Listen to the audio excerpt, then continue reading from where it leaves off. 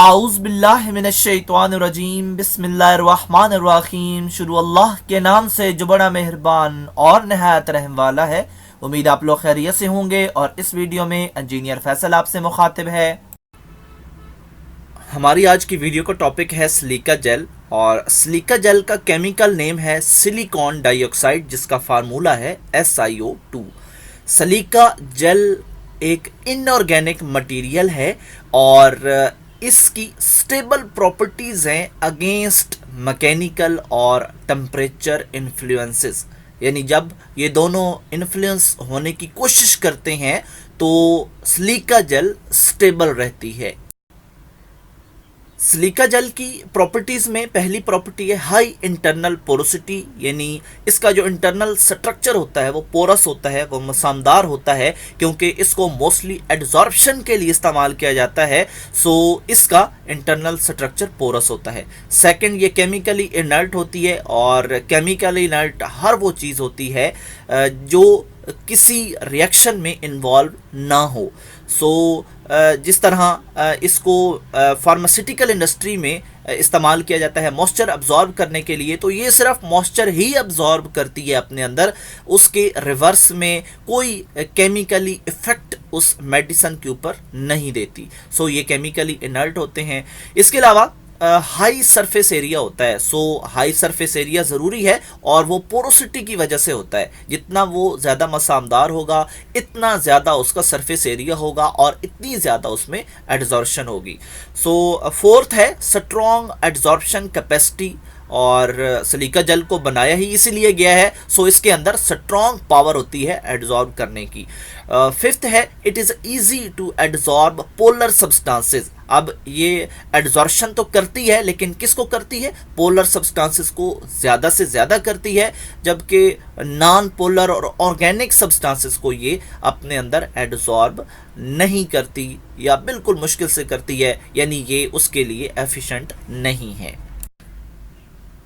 Silica gel की applications में शामिल है क्रोमेटोग्राफी, ये भी एक सेपरेशन टेक्निक है, और इसके अलावा वाटर फिल्ट्रेशन इसकी मदद से की जाती है। इसके अलावा डेसिकेंट मटेरियल के तौर पर इस्तेमाल की जाती है, यानी ये मेडिसन में मॉइस्चर को एब्जॉर्ब करती है और उसको लंबे अरसे तक इस्तेमाल के काबिल बनाती है। फोर्थ है mainly used for gas absorption और ड्राइंग पर्पसेस। सो इसके लिए भी इसको इस्तेमाल किया जाता है। इसके अलावा रबर टायर फिलिंग मटेरियल के तौर पर भी इसको इस्तेमाल किया जाता है। इसके अलावा कंपोनेंट्स इन द सरामिक के अंदर भी इसको इस्तेमाल किया जाता है। इसके अलावा एडहेसिव्स में इस्तेमाल किया जाता है, डिटर्जेंट्स में इस्तेमाल किया जाता है, फार्मास्यूटिकल प्रोडक्ट्स में इस्तेमाल किया जाता है।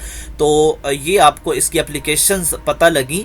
तो ये सिर्फ और सिर्फ फार्मास्यूटिकल इंडस्ट्री में मेडिसिन्स में मॉइस्चर अब्जॉर्ब करने के लिए इस्तेमाल नहीं किया जाता, जो कि ज़्यादातर लोगों को पता है, बल्कि ये इन मज़ीद एप्लीकेशंस में भी इसको इस्तेमाल किया जाता है। सो जो सिलिका जेल है ये वाटर के अंदर डिज़ोल्व नहीं होती, क्योंकि मॉइस्चर को तो ये अपने अंदर एब्जॉर्ब करती है। सो उसके अंदर ये डिज़ोल्व नहीं होती। Not soluble in other solvents, ठीक है, अदर में भी नहीं होती, लेकिन हाइड्रोफ्लोरिक एसिड और स्ट्रॉन्ग अल्कली अगर मौजूद हो तो उसके अंदर ये डिज़ोल्व हो जाती है। Basic raw materials of silica gel, सबसे पहले क्वार्ट्ज सैंड है और इसके अंदर सिलिका 100% पाई जाती है। सो ये सिलिका हासिल करने का सोर्स है। और सेकेंडली वो गिलास जो वेस्ट के तौर पे मौजूद होता है उसके अंदर भी सिलिका मौजूद होती है और उसके अंदर सिलिका 72.4% मौजूद होती है। सो वो जो वेस्ट है गिलास का वो किसी और मकसद के लिए इस्तेमाल नहीं किया जा सकता। सो उसके अंदर से इस सिलिका को एक्सट्रैक्ट किया जाता है इस सिलिका जेल बनाने के लिए। तो जो गिलास है इसके अंदर ये पोटेंशियल मौजूद है कि इसके अंदर से सिलिका को एक्सट्रैक्ट किया जा सकता है। सो इसके अलावा एक और यहाँ पे पॉइंट है कि जो मेल्टिंग पॉइंट है गिलास का वो क्वार्टज से कम होता है। सो ये भी एक जो है इकोनॉमिक पॉइंट है और इन दोनों में से जो है वो सलीका हासिल की जा सकती है, और उस प्रोसेस के ऊपर डिपेंड करता है कि हमने कौन सा सोर्स इस्तेमाल करना है। सो ये था हमारा raw material. Production method of silica gel. सबसे पहला पॉइंट है कि हमने SiO2 से सोडियम सिलिकेट को एक्सट्रैक्ट करना है। कैसे करना है? जब हम रिएक्ट करवाएंगे SiO2 को NaOH के साथ, तो उसके नतीजे में हमें सोडियम सिलिकेट हासिल होगा।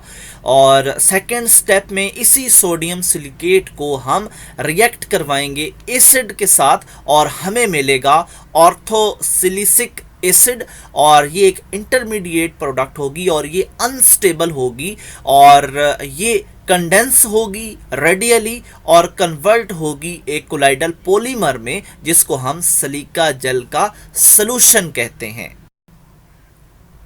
यहाँ पे आप सिलिका जेल प्रोडक्शन का केमिकल रिएक्शन देख सकते हैं। सोडियम सिलिकेट यहाँ पे रिएक्शन कर रही है, उसके नतीजे में ऑर्थोसिलिसिक एसिड हासिल हो रहा है, जिसमें से वाटर रिमूव किया जा रहा है।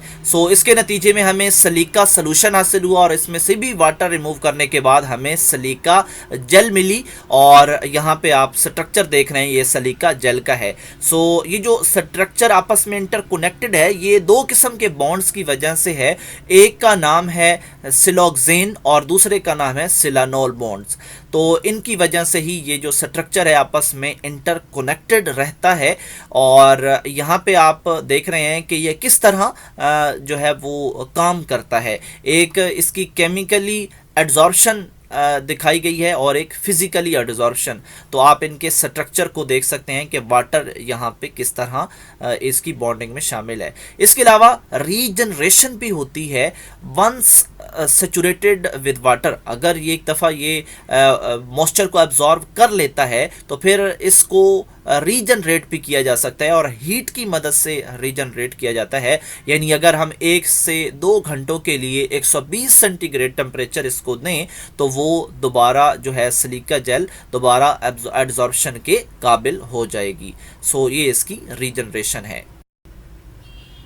Classification of the silica gel, और यहाँ पे जो सिलिका जेल है उसको डिवाइड किया गया है मुख्तलिफ एप्लीकेशन के हिसाब से। मुख्तलिफ टाइप की सिलिका जेल को इस्तेमाल किया जाता है।